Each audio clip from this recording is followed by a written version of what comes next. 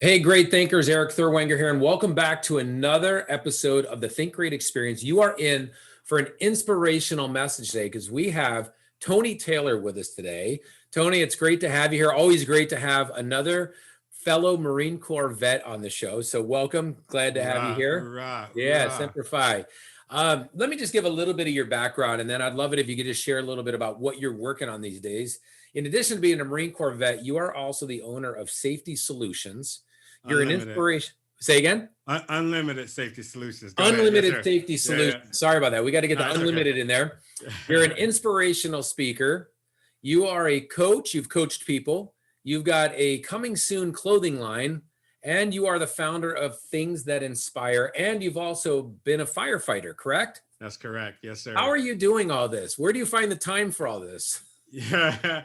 In my 38 years on this planet, I have had to, I think the term that they use right now that you hear all over the place is pivot. I've had to pivot or refocus different things in my life. And yeah, it's just, they're all one after the other. Yeah. I joined the Marine Corps at the age of 17, and I got into the delayed entry program. Yep.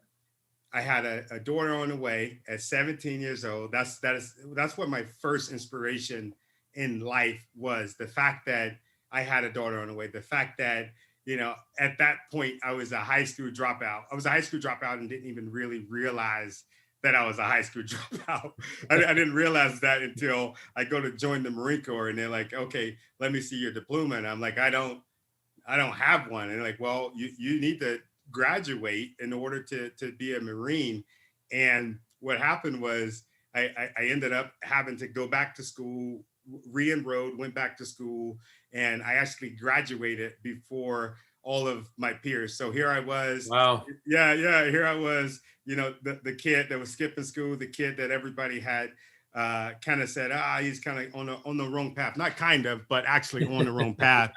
And I joined the Marine Corps, and my life has been it's been evolving. And it's, I got out of the Marine Corps, I joined the Department of Defense, fire department. I did that. I got out, and I worked as a safety director, and that was my last job, like my last real job. The last thing where I was just like, okay, this is what I'm doing, right? This is what I'm doing, but this isn't necessarily me. And I was just been on that quest, right? I've been on that quest to find out what was me. And I'm just thinking, how can I be great, right?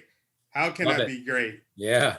And what I did was I took all of those experiences, right? You see what I did there? Think great experience. I love it. Man. I love it. I mean, hey, listen, you're already welcome back on another episode, my friend. I appreciate you saying that. But that's what I did. I just took all of those experiences and balled it into one and just, figured out, what can I do not only to enhance my life, but enhance the life of others. And that's why now I'm traveling the world virtually, delivering these inspirational speeches. Isn't it incredible how we get to share that message virtually now? And at first we were like, oh man, I love being on stage. Now I'm stuck in this little rectangle, and yet you can reach so many people now, and so many people need it. Yes. I love, I love giving those messages, just popping up, whether it's, I did a message in Pakistan. Oh, wow. Well, I didn't do it in Pakistan. Virtually.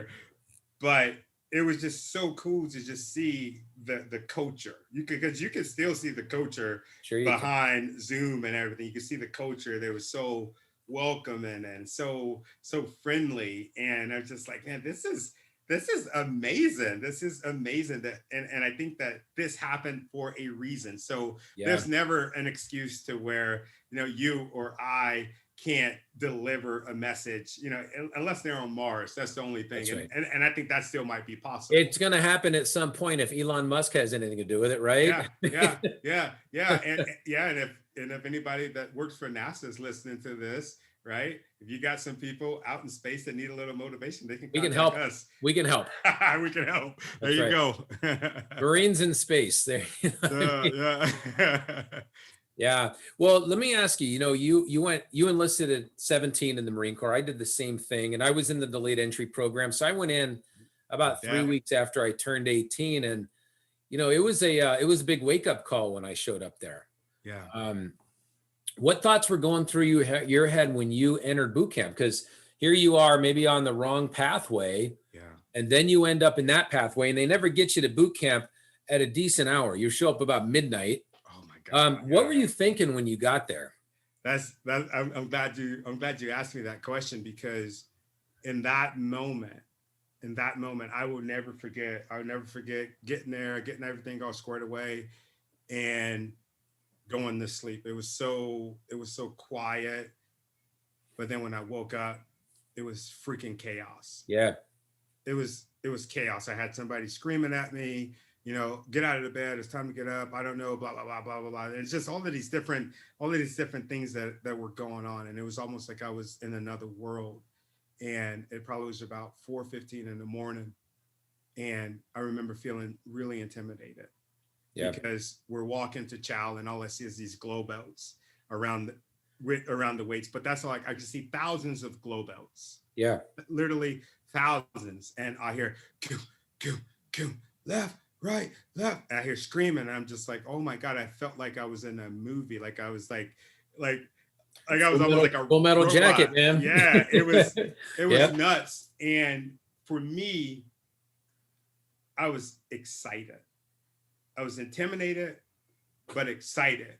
Excited because I'm not on my block anymore. I'm not aspiring to be a drug dealer. I am not, smoking weed and drinking with my friends. I'm not skipping school. I'm not breaking into cars. I am not doing all of these things, but I'm here to be trained by people that are great. And I knew that day, that I was going to be great. I knew that I had a future. So it was so, oh my God, it was so life-changing. Sometimes I think about maybe going back, just like maybe I could just rent like a spot and just like be able to take people through that moment, because it's tremendous. Well, it's so life enhancing. That's how I describe it. It's a transformation. You don't come out of there the same as you went into there. And right. And the transformation is that night one. You mentioned how quiet that squad bay is that first night. And I remember I had a hard time going to sleep at first, thinking, what did I do? Can I make it? I was intimidated too. It really makes you question what you're capable of. And then that next morning, it exploded bright and early in the morning, a lot of colorful language. Yeah. I mean, but what was interesting is it was always a team effort. It's nobody goes through that chaos alone. You go through it. They immediately teach you how to be part of a team and rely on each other, and everybody is your brother. And I think that was one of the things that stood out is I'm going to need these guys and they're going to need me to make it through. Yeah. You remember you couldn't say I. That was really hard for me. You would get your face ripped off. That's correct. You use the word I or the letter I. Yeah.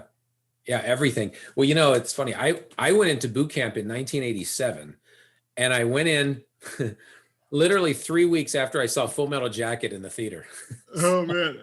Are you serious? Thinking, yeah. And I'm like, I came out of the theater thinking, I think my recruiter left out a few things.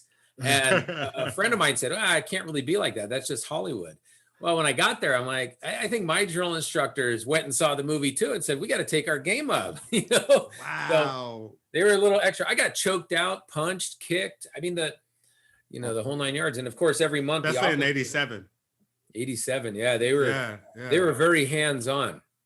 Yeah. And, you always had the officer come in once a month asking you, have you been physically or verbally assaulted since you've been here? And I'm like, and you're like, no. Do you know where you are, sir? Exactly. The answer was the same, sir, no, sir, Yeah.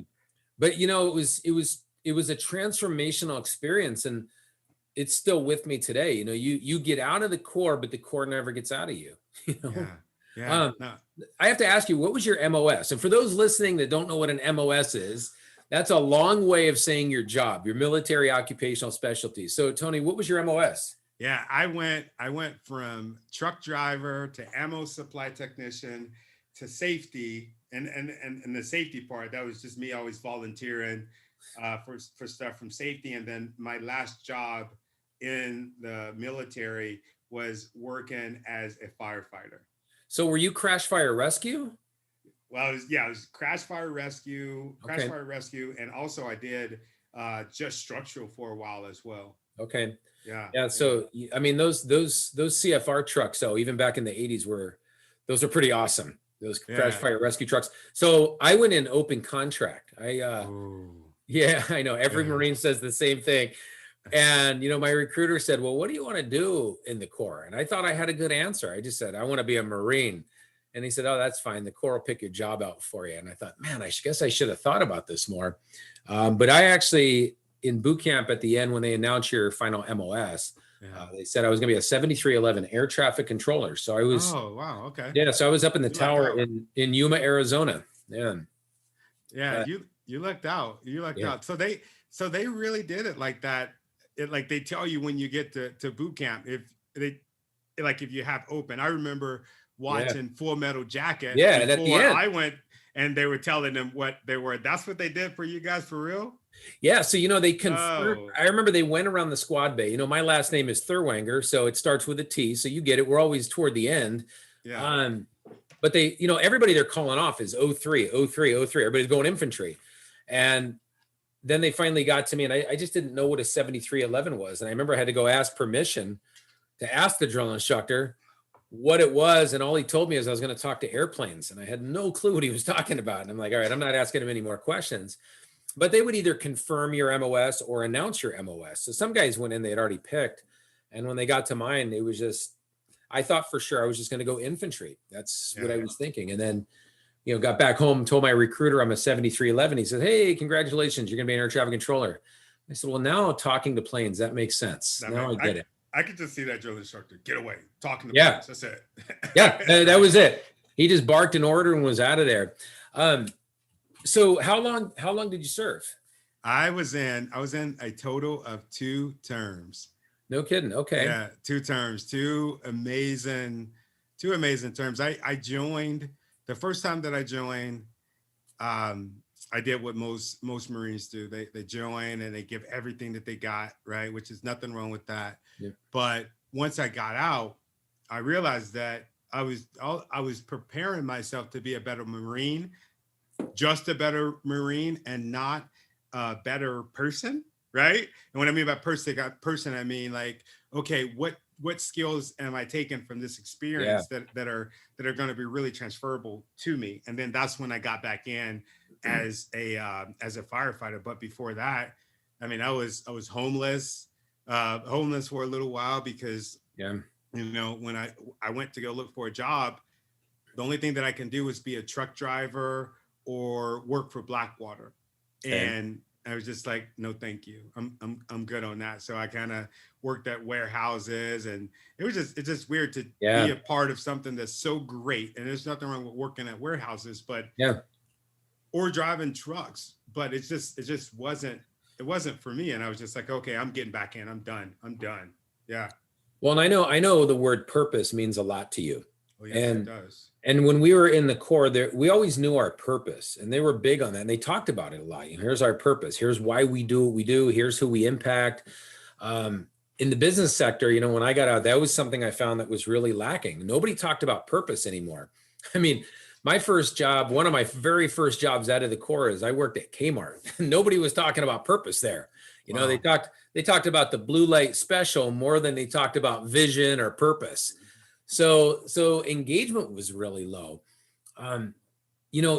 When we served, being in the Marines, it was inspiring, and I know that word means a lot to you. Why the focus on not just being a speaker, but being an inspirational speaker? Why the focus on Tony Taylor inspires? What does that word mean to you?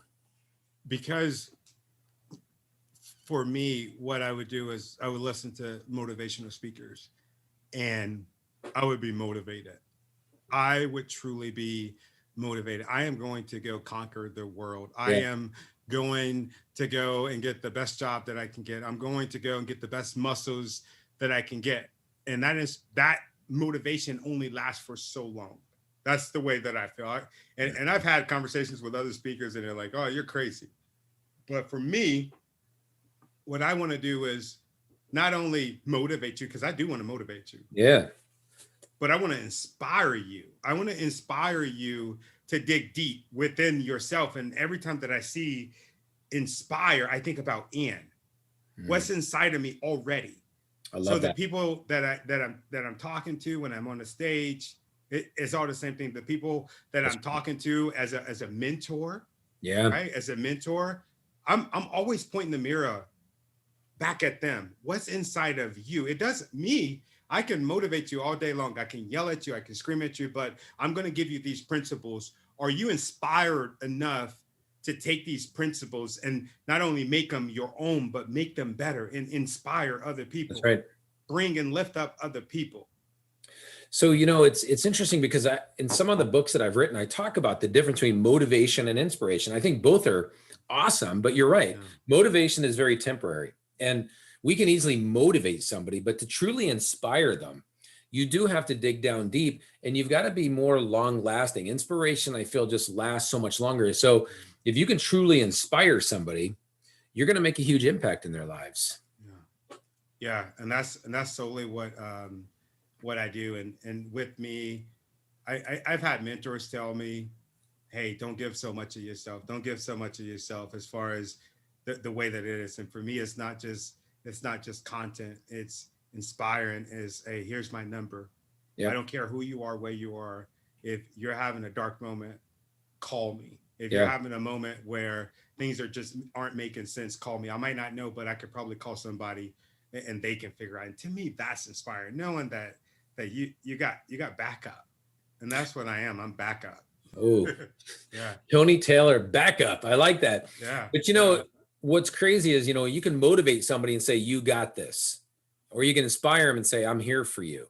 Yeah. That's what I'm hearing. And that's when I made the decision to leave the media world, because I got out of the Corps, I used my GI Bill, went to film school. I was in the film industry on the post-production side for a long time and loved it.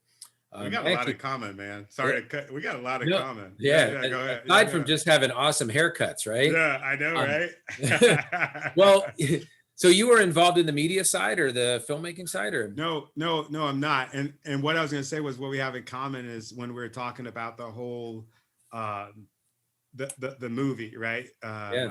I'm thinking of the movie. What was it? The Full Metal Jacket, or? Full Metal Jacket. You watched it. You watched it before you joined. I did. Right?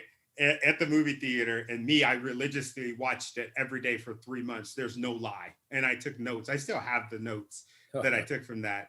And then, of course, we joined the Marine Corps. We're successful. We're both speakers, right? We're both speakers. I was just picking your brain about being a coach and the fact that you went to film school. I just started a film class today, which is nice. Yeah, because I'm trying to learn. I'm just trying to learn. But yeah, go ahead. Sorry. No. Hey, listen. I mean, it's awesome. Our lives have paralleled in many, many ways. But I did it. I got out. I went to film school and went to University of Southern California. So I was blessed to go to the #1 film school. I just had on a filmmaker friend of mine named Chris Bell. He just did an episode with me. He directed a documentary called Bigger, Stronger, Faster, a steroid documentary. Yes. I know Chris. I know who Chris. I don't know him. I know of him. That's cool. Oh, I've been friends with Chris. I used to go watch him power lift when I was in school with him. I used to take my 2 young sons to watch him, and he would bench press over 500 pounds. I'm like, whoa. I mean, it was awesome. And then he made that movie. I got to go to Hollywood. I was still living out there at the time, but went to his premiere. We had a really amazing class. Kevin Feige, the president of Marvel Studios, was in our class. Rick Famuyiwa, he directed some movies about LA youth, Dope, wow. The Wood, Brown Sugar. I just saw that he directed some episodes of The Mandalorian, which was awesome. So, wow. Rick, if you're out there listening, your episodes were absolutely killer, my friend. But yeah, it's interesting. You notice that there's so much missing when you get out of the Marine Corps. Yeah. And I think that's why a lot of people struggle to achieve greatness when they first get out, because like you said, you were in a different world when you went into boot camp. But when you get Yes. out of the Marine Corps, you go back to a different world, and you notice that there's a lot of things that are missing. But that inspiration, that long-term inspiration, is something the Marine Corps, I mean, they're great at motivation too, but they also provide that long-term inspiration. You know, we're part of a culture that we will always be brothers. And that's powerful. I mean, I worked at Kmart. I don't find people in stores anymore where they wear a shirt that says Kmart and I go up and give them a hug. You know what I Yeah. mean? Yeah. But No. but I'll meet a guy in an airport and he'll have a Marine Corps shirt on, I'll have a Marine Corps hat on, and you can give a hug. Yeah. You, Yeah. you know, and You know, maybe he's been out 40 years, maybe I've been out 30 years, or whatever the case is. Talk about culture. yeah. And it doesn't matter. You can even spot a Marine. I can spot a Marine freaking a mile away. I can, just from the way that he walk in the room, I can That swagger. say, yeah, yeah. Hey, what's going on, Devil Dog? And be like, what? Like, are you like a psychic? No, dog. I can tell. I can pick it up. I smell it. I smell greatness. You know, the Army, the Navy, and the Air Force are listening and say, we know you guys smelled. We knew it. You know, it's interesting. I was on a flight one time and I saw an older gentleman. He must have been in his 70s. He was coming in. His wife was right ahead of him, and he had his Marine Corps hat on. And as he's walking about 5 feet in front of me, I said, Semper Fi, sir. And he must have stood up an extra 6 inches taller. And he looked at me and he says, "Hoorah." Yeah. And it was great. And it was just that inspiration, that motivation, that culture came out of him. And it was an awesome feeling, you know? Yeah, it is. It is. So I remember I was a VP in the media world. So I'm in the media world, had a great lifestyle. And at some point there was something in me that says, I can do something with everything I've learned. I've been a Marine. I've been my wife's caregiver through 4 battles of cancer, when she suffered cardiac arrest, all those things. And then there was a point where I thought of my company name, Think Great. And I knew I had something. What was it like for you when you came up with Tony Taylor Inspires? How did you know this was your calling? You know, what was that moment where you said, I got this? That's easy. That's easy. So the same thing. I was probably number 3 in my company, and I was doing fairly well. I had succumbed my goals. I was success, right? Yeah. A success. And when I say it, man, it makes me shiver just saying it. But I had become what I wanted. Mm. And then I realized that it wasn't necessarily what I wanted, because I wasn't inspiring. Yeah. It wasn't set up for me to inspire. And in the moments to where I was inspired, and the moments to where I can see the people that I work for, like my people that I work for, all, I think 400 of them at the time, I saw them change because of my speeches. I was supposed to be delivering safety speeches, but we barely talked about safety. We talked about them fighting for what was right. We talked about them bettering themselves, their education. We talked about them asking for raises. We talked like we were, like I was inspiring them, and I would never, ever, ever, ever forget telling them that if there was ever any moment that our boss, and I got permission to say this before, but our boss fired them because they spoke up for themselves and they did it in an tactful way. I remember telling them, I am very good on LinkedIn. I know how to find a job. I can find you a job, like just like that. And you and I will be walking out together. If you get fired for doing what's right, we will be walking out together. And then after that, there was a lady, she comes up to me, and she could barely speak English. And we were communicating, just like, John Maxwell say, everyone communicates through connect. We were speaking 2 different languages, but we were connecting. Yeah. And she said, you inspired me.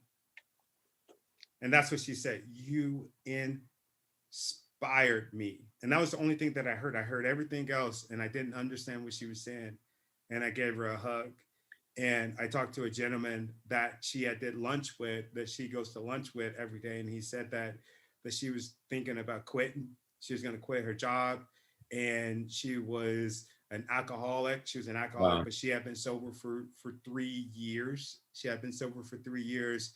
And that he was afraid that she was going to go home and that she was going to drink herself to death. And I just remember saying, this is it. I'm done. I'm done. You knew at that point. You just knew.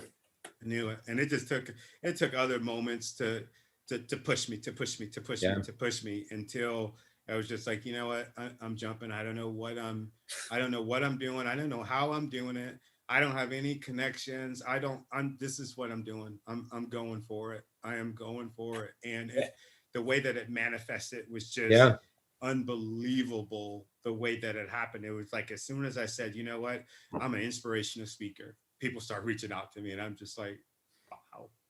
Well, let me ask you this. We're in a time period. Would you agree that people need inspiration now more than ever?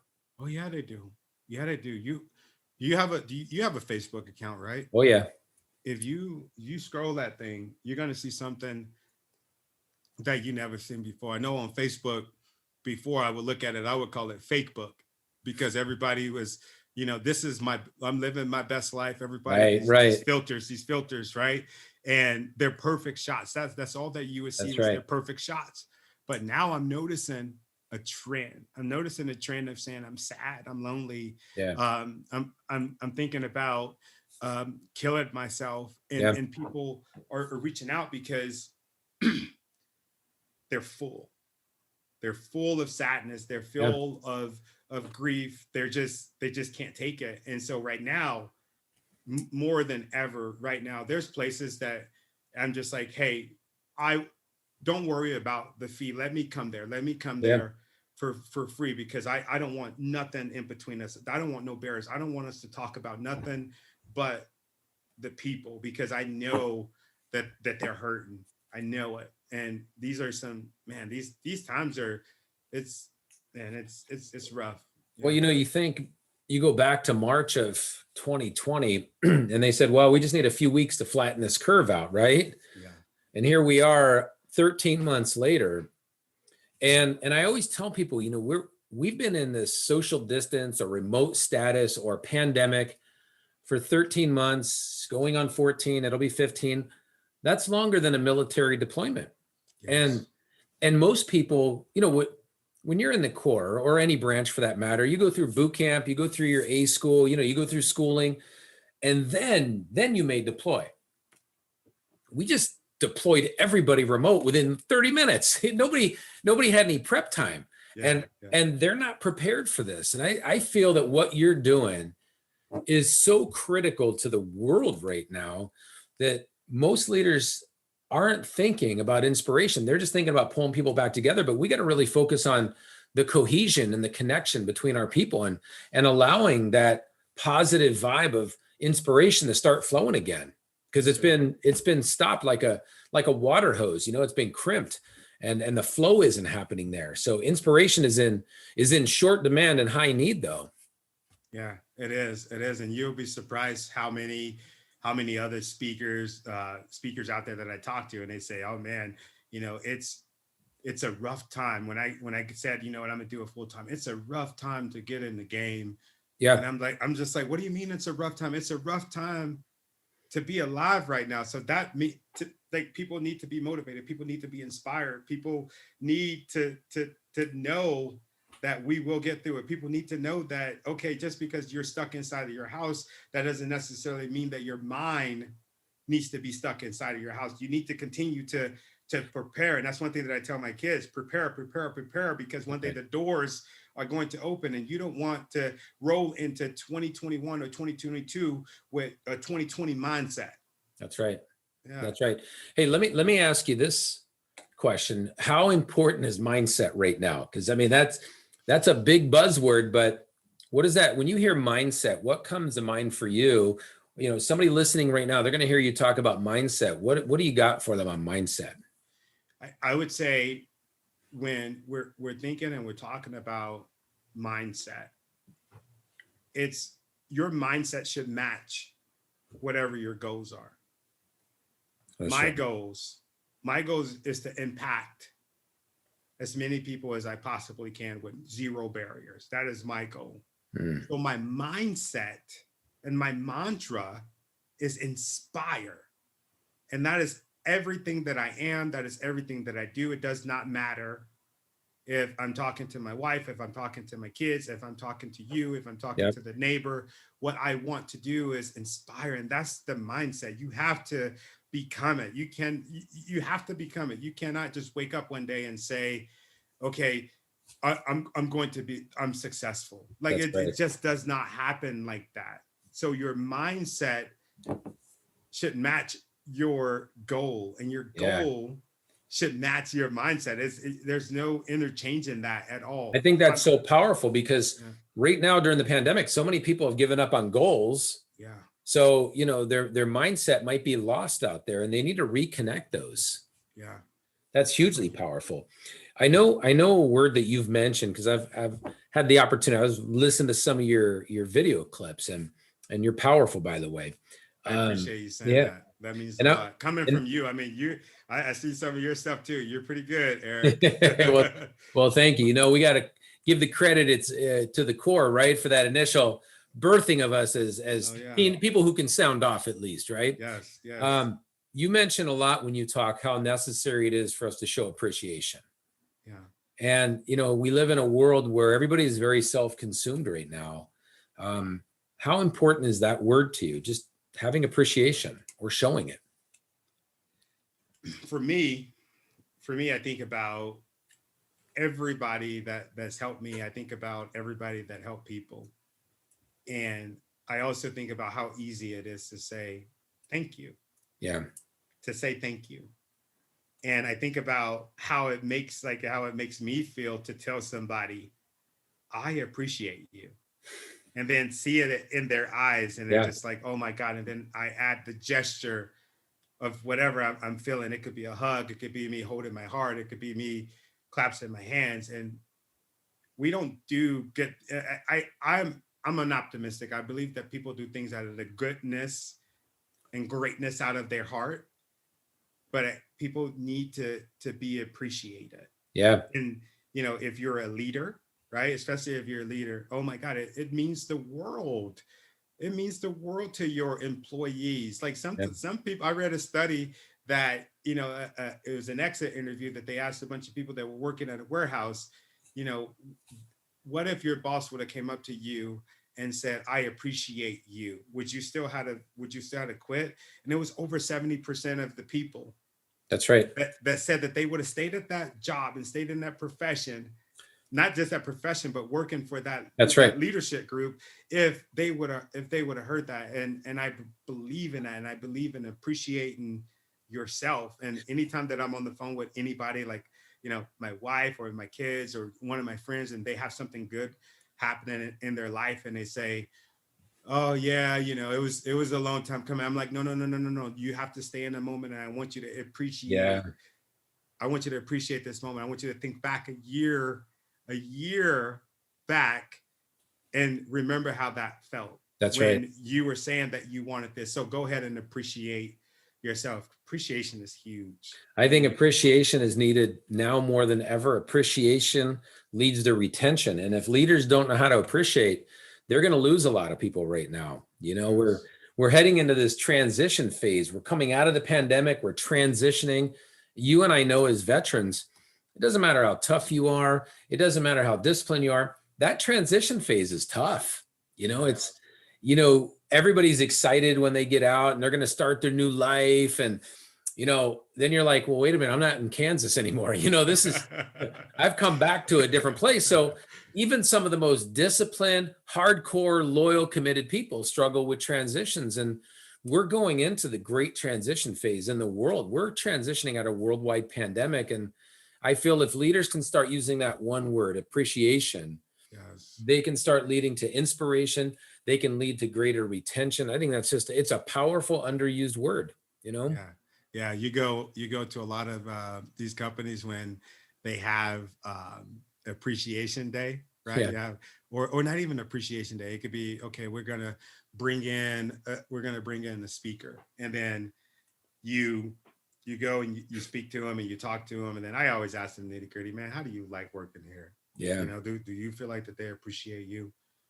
And it's astonishing some of the feedback that you'll get. That's right. And they'll have like these little squishies and stuff like that they got, you know, from the job, because they got like a bulk, right? They got like a discount on them. So they're like, hey, here you go. This is for you. This is amazing, right? And then you go look in the trash and you got a million squeegee balls when all you had to do for free was just say thank you. That's right. Yeah. You can't buy appreciation, you know? You really just got to share it from your heart. You got to be genuine. You got to be sincere. That really, you're beautiful at this, by the way, Tony, because you just helped me to segue into my next question. But I know that, you know, when you and I were in the Marine Corps, we knew the 14 leadership traits of the Marine Corps. JJ did tie buckle. You know, did tie buckle. Yes. It's so funny. You can't mention JJ did tie buckle to a Marine and he doesn't get a big smile on his face, right? But they throat punch that into us every day. They spoke it into existence. And when I asked about a trait that means a lot to you, you said authenticity. Yeah. How important is that word to you? It's important to me because it's hard. And the reason that I say that it's hard is because for me, and I'm pretty sure that your viewers can relate to this, is, or viewers and listeners can relate to this, is we live in a world with a lot of copies. Yeah. Right. And with those copies, sometimes we copy a copy. Right. We copy a copy. And as I'm looking at the copy machine over here, I think about a copy that I made of a copy yesterday. It didn't come out too good. It came out. It loses quality. It loses its quality. Yeah. And for me, reaching people, or for people reaching me, them being authentic and doing things because it's coming out of their heart and not necessarily coming out of their head because they feel like this is what we're supposed to be or we're supposed to do because we're on autopilot. It means a lot. And for myself, I've seen, like you mentioned my videos, I've seen videos that I posted and I'm like, I'm not being authentic. That is not authentic. And the reason that I say that is not because I was being malicious when I created the video, but maybe I just got done listening to another motivational speaker. Yeah. And his or her cadence is in my head. Boom, boom, boom, boom, boom. So I'll delete it. Or I even put on there, you know, freaking bite the bullet. What do you guys think? And then I'll hear, you know, in the message from somebody and they'll say, yeah, this is a little weird. And I go, thank you. I really appreciate that. And that makes me feel good because I am enough. And that's what I want other people to know. You're enough. You are enough. So there's no reason why we should, you know, continue to make copies of trash. That's right. Yeah, there's no doubt. I think we just came up with the title for this episode. You are enough. I love that. Yeah. I love it. You know, the Marine Corps wasn't trying to get us to be the next Chesty Puller, right? Yeah. I mean, you know, they taught us about him, but they wanted us to be the best Marine we could be. Yeah. And you know, you're touching down on something that makes me flash back to some of those 11 leadership principles, right? We had 14 leadership traits, 11 leadership principles. Know yourself, seek self-improvement. Ooh. I'm talking, right? I mean, this is it. And how much courage does it take to ask people to give me your feedback? I mean, what you're doing, most people won't do that. You know, again, like you said, fake book. I like that. I'm going to borrow that from you, Tony, but. Oh, I stole that from somebody else. Yeah, that's all right. You're an honest man. But that's how it is. Even in the interview process, when we, you know, when people interview, they bring in their resume. That's all their best stuff. They don't say the worst stuff, even though it exists. So we're not painting that full picture. How critical is it for people to ask for feedback these days? You know, I mean, you're doing it so that you can become greater. But that step is challenging for us. But I think it's so needed. Yeah, it is. It is. Know yourself, seek self-improvement. it doesn't matter. It doesn't matter. Like if I get hit, how many times I get hit over the head, I will always remember that one. Yeah. And that is the one that I struggled with a lot. I struggled with that a lot because Yep. I was one of those people that I absolutely needed somebody to give me advice. I absolutely needed someone Yeah. to point me in the right direction. But I wasn't, I was like that lid, with the jar closed. You couldn't pour into me Mhm. because I didn't want to hear it. And I started noticing, I started paying attention to some of the leaders that were just like I was, like they were horrible, crappy leaders. And no one was brave or bold enough to say something to them. Only the people that are on the way out the door would tell them and give them that feedback that they Yeah. needed. And I'm just like, I don't want to be like that. So I always, if no matter if I work for you, I work with you, if some kind of partnership, I always say, how did I do? And Yeah. then they'll say, oh no, you did good, Tony. And I'm like, no, no, no, no, no, no. You got to give me something that I could have did better. Mm-hmm. And then I build on that because I'm trying to build a house, a mansion, Yeah. not literally, but in my life. I want my Yeah. life to be grand because I want to bring great value to people. Yeah. If you were to go back 20 years, right, Mhm. to Tony, who was back on the block, as they used to say in the Marine Corps, right? Yeah, Be yeah, back on yeah. the block. You're And you not back on the mentioned, block no more, right? no, I know. But if you were to go back and talk to that Tony who might have been on a different path, would that Tony have believed that the Tony of today would be inspiring people and doing all that stuff? Would that have seemed possible to that young man back then? I would have said, thank you. I appreciate you saying that. Um, I people have been telling me this my whole life, but you know what? I'm doing me. This is my life. At a very young age, I would never forget. I had this great uncle, and he was the bishop of many churches. I mean, it was like mega church, right? Mega churches. I mean, if I say his name right now, you'd be like, "Whoa, that's right." He was big in the church space, and he was walking out of the door. I'll never forget. I was, probably about this tall, and he was like this tall, right? And he had this hat on. I remember the feathers, clean guy. And he said, Mhm. Anthony, you're going to change the world. He goes, you are going to be a great prize fighter.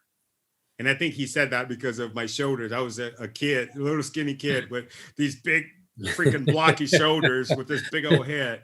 And he said, that's one, you're going to be a prize fighter. And I did that. I was a professional boxer for a few years. And then the second thing he said, which I didn't think about until later, he said, you're going to be a great minister. You're going to be a great minister. You're going to do the same thing that I'm going to do. And I was just like, well, whatever. And then, up until probably about a few years ago, I thought about that. But and I say that to say that's the mind frame that I would be in. I would be like, Yeah. yeah, whatever. Yeah, whatever. Yeah, whatever. That's what I wouldn't believe it. I wouldn't believe it at all because I was afraid to speak in public at that time. I was afraid of rejection. I was afraid that I would sound stupid. I was afraid that I would say, I was afraid. I wanted great things, but I didn't have it in me to be great. Yeah. Well, you think about it, you liked one part of what he said, you're going to go be a boxer, and you did that. Yeah. And then you said you're going to be a minister, and you're like, no, I don't think so. But here you are ministering a message of inspiration. And so, I think your great uncle had quite the vision for your future. And here you are doing it right now. I mean, you're knocking out complacency. We can keep going with the boxing analogies, but it's amazing though. And I got to imagine there's people listening right now that might feel like you did, 20 years ago when you were stuck on a certain path. And are you a believer that when people are listening to this show, maybe they feel stuck right now? And a lot of people feel stuck because of the pandemic and everything that's happened. Yeah. Is it possible for anybody listening right now to get themselves unstuck and to start heading in a greater direction? Yes, it is possible. It is possible. And the reason why you're probably unstuck or not unstuck. See, I'm already putting it into You already fixed them. I'm telling you that you're unstuck, right? I'm telling you that you're unstuck. But the reason why you're stuck is not because you're lazy. It's not because you're incompetent. It's not because you lack these skills or you're just not going to be successful. The reason that you're stuck is because you're not walking and you're not listening to your purpose. You're not walking in your purpose. Your purpose, right? Your purpose is so much bigger and better than you, to where anything that you're doing right now outside of your purpose, that's why you're stuck. Yeah. So walk in your purpose, and there is chance. There is hope for you. There's so many different stories of so many different stories of redemption. Yeah. So many like people that are in worse situations than you, and you come out of it. So don't be so hard on yourself, the listener, the viewer. Like this is what it's about. This is you like redefining yourself. This is your moment of clarity. There's a whole bunch of noise, but this is your moment of clarity beyond the noise. You've mentioned purpose so many times. I think people listening have to start to go, okay, wait a minute. Maybe there's something to this whole purpose message, right? Yeah. And I know I listened to a speech that you did. I believe you were being interviewed, and you said there was a point, you referred to yourself as a corporate runaway, right? You left corporate America, which I think is brilliant. That's just awesome. So you're a jarhead. You got jarhead and corporate runaway on your resume. But you mentioned something that I thought was really profound, really deep, and maybe people need to hear this right now. You reevaluated your purpose at one point, or maybe many points. Yeah. How critical is it for all of us to reevaluate our purpose and maybe even refocus on it? It's very critical. It's very critical. If you're not, and this is when I feel like you need to reevaluate your purpose or reevaluate the things that you're doing in your life. If you're not waking up in the morning excited about what you're going to do, you're not waking up in the morning with a little bit of fear, but not so much fear that you feel like that you're going to die, just a little bit of fear, but you're excited about it, you're not living in your purpose. You're not living in your purpose. And that's right. And for me, it's okay to change. Look at, I think we are connected on LinkedIn, right? If you look at my LinkedIn, I don't hide it. I've been in and out of many different industries. Yeah. I don't hide it. So for the person that's thinking, how do I redefine that, or how should I redefine that, or what are my friends, what are my family going to say, what are they going to say about me because I keep changing this? So what is your life? Because at the end of your life, right, a lot of people, they say that phrase, at the end of the day. I know we get tired of hearing that, at the end of the day, right? So here's to make it a little bit more impactful. At the end of your life, do you want to be that person that was so afraid to redefine themselves, so afraid to go back into the trenches, that you're just lying in that box full of nothing? You don't, just regrets, right? And I'm glad I was just thinking about a video that I did this morning, and the video was about this dream that I had last night, actually. Wow. Yeah, it was the worst dream that I ever had in my life. It was the worst. One of those game-changing dreams, huh?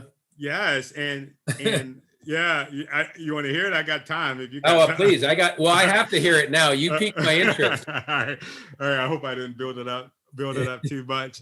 But in this dream, I was walking, and I remember just kind of not being able to see anything at all, and I'm just walking, and I hear leaves crunching, and I can smell burning, and it smelled like leaves that were burning, and I can smell the trees, and I can hear the trees, and then all of a sudden, I look up, and I'm at a grave site, and I look down, and I couldn't move. For whatever reason, I couldn't move, and I look down, and I get on my knees, and I could have had this dream because I just like I was telling you that about the whole thing about film school.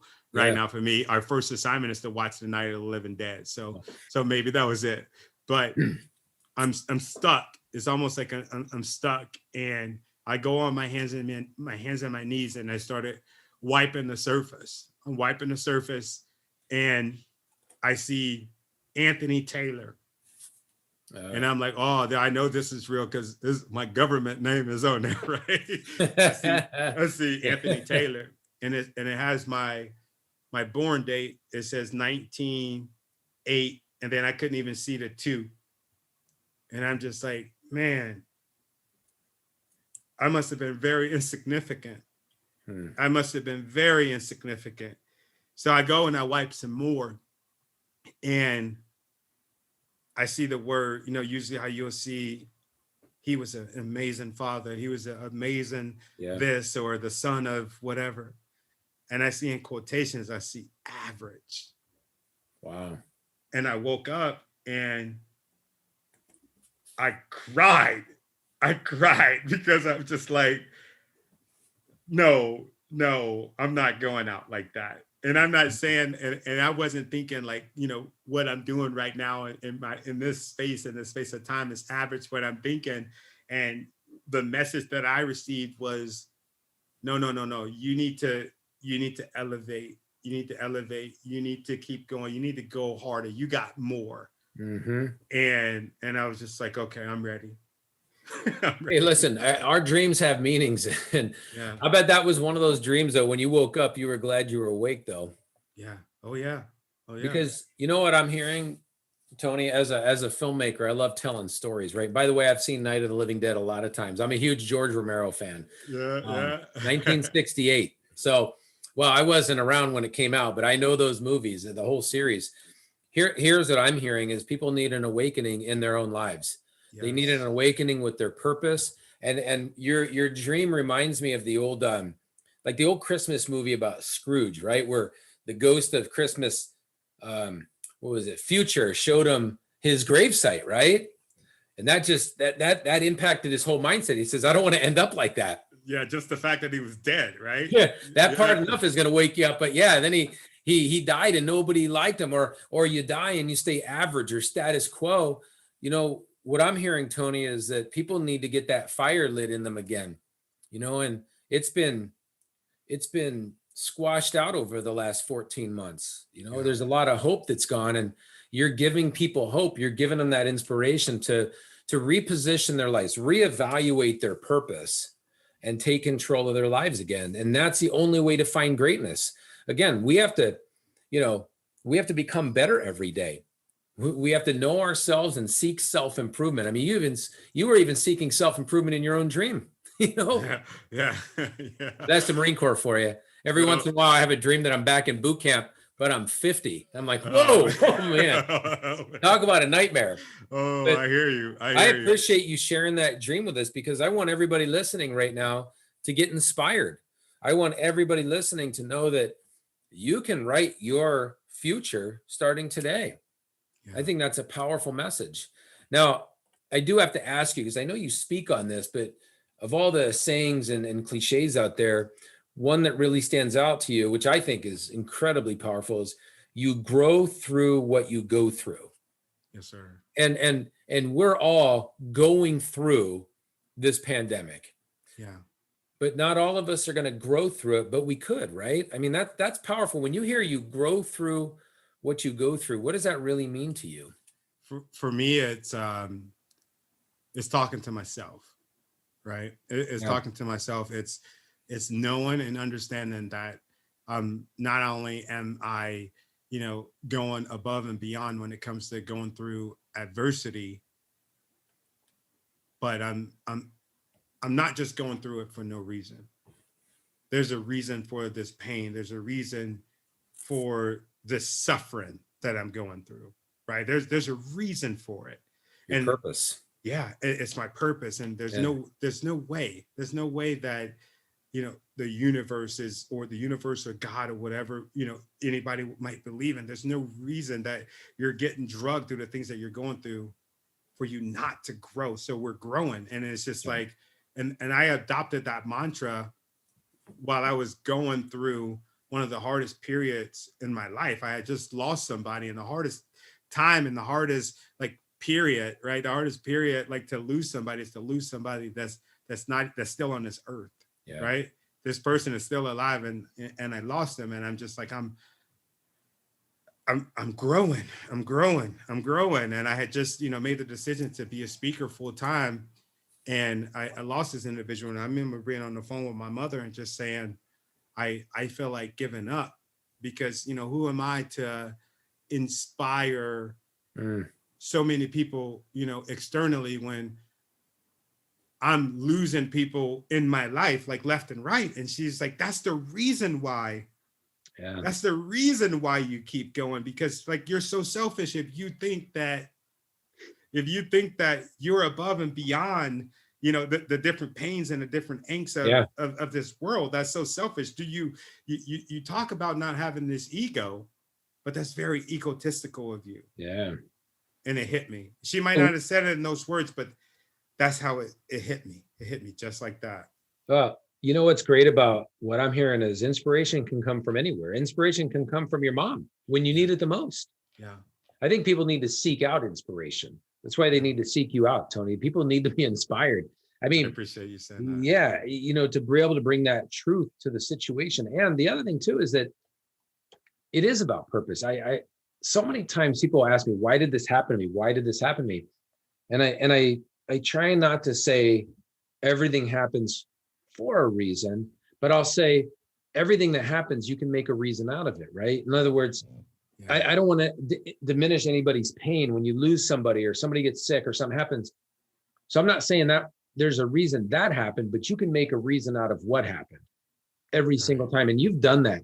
You were heading down a pathway that probably wasn't going to last a long time for you. Yeah. And then you went in the Marine Corps, and they tend to square us away pretty quick. But you actually did something with that. And that's what I think is the most powerful impact of your whole story, is that here you're heading down this path. You went down the Marine Corps path, and eventually we all take the uniform off for the last day. You did. And now you're doing something with that. You're inspiring people. Yes, sir. And let me ask you this. If you had a gold nugget for somebody's listening right now, and they're extremely motivated and inspired by you, and they want to just start taking some steps, what are some of the first things people can do to get inspired and head on a new pathway to greatness? All right. I love this question. This is one of my favorite questions, because we have so many people at different points in their life. They're living somebody else's dream, or they're trying to live somebody else's dream. I would say that the first step is, it has to be a goal that you want, especially if you're a student. There's a lot of students that you talk to them, and oh, you're in law school, or oh, you're going to school to be a doctor, or you're going to school to be an architect, and you're like, oh, my mother, my father, they were architects, or they were lawyers, or my father owned this kind of business, and he wasn't so good at it, but he wants me to do it, and so he's pushing me. I would say to that person that's in not just in those shoes, but just in the shoes of trying to discover who they are, it has to be something that you really want. Yeah. Something that you really want, and not the end result, but the process. You see so many people with businesses, and what they'll do is they'll say, look at, this fancy car, that I got from my business, or it could even be something as a pen. People will get motivated from getting a tenured pen, right? Yeah. But what did it take? Sometimes the pain and the sacrifices that you go through are way more beneficial than the pen or the fancy car. So I would just say, whatever goal or dream that you have, it must be yours, because in order for it to work, right? In order for you to get to the next step of working hard for it and giving everything that you have towards this, everything possibly, like, I'm not saying like never go to sleep or anything like that, but you have to almost be obsessed with obtaining that goal. A healthy obsession. I got to keep saying that. Yeah. A healthy obsession. That's right. You have to be obsessed, and then the third step, because by then, if you're obsessed with it, it's going to happen. Yeah. It's going to happen. If your mind thinketh, you will become it, Mm. right? Yep. It's going to happen.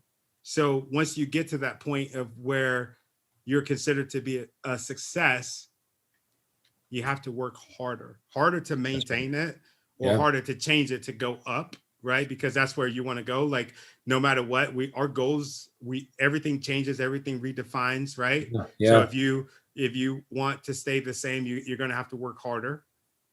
And if you want to, That's right. To go up, you're going to have to work harder. And that's so simple to me.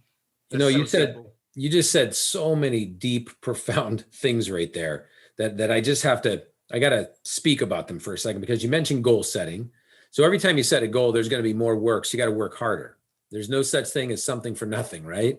And then here you are telling people to find their own uniqueness, find that pathway that's them, genuine, which goes back to you being authentic. Don't be the copy of a copy of a copy, be the original, and do what you absolutely love. They got to find that purpose in them. Yes, sir. Find their purpose, their uniqueness, be authentic. We could all use that right now. You just inspired me. I appreciate you saying that. I feel like after this, I'm ready to go conquer the world, right? I've been inspired. Let's do it. Let's do it together, brother. Yeah. Well, you get two Marines on a stage, you don't know what's going to happen, right? People might just melt down from the combustion. But dude, I would love to share a stage with you, man. I think we could impact a lot of people, my friend. I do. Yeah. Well, Tony, I know that you absolutely made an impact today. I know that people were inspired. You've gotten people to rethink their purpose or reevaluate it. You got them focused on being authentic, maybe even paying attention to their dreams a little bit more, the good ones and the bad ones, right? Because we can learn from anything, self-improvement. If people want to reach out to you to impact their lives or get more inspiration from you, how can they find you?